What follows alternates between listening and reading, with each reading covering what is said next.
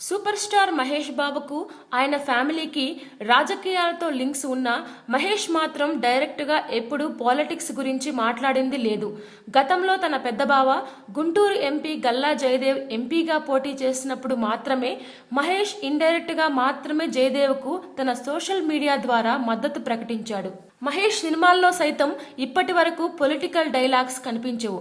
అయితే మహేష్ తొలిసారిగా పొలిటికల్ పంచులు విసరనున్నారు. మహేష్ నోటి వెంట పవర్ఫుల్ పొలిటికల్ పంచ్ డైలాగ్స్ పలికించేందుకు Tollywood crazy director Koratala Siva ready అవుతున్నాడట.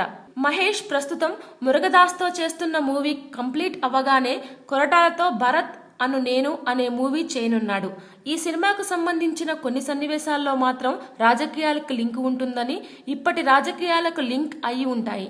ఈ సినిమాలో సీరియస్ పాలిటిక్స్ డైలాగ్స్ రాసుకున్నాడట కొరటాల.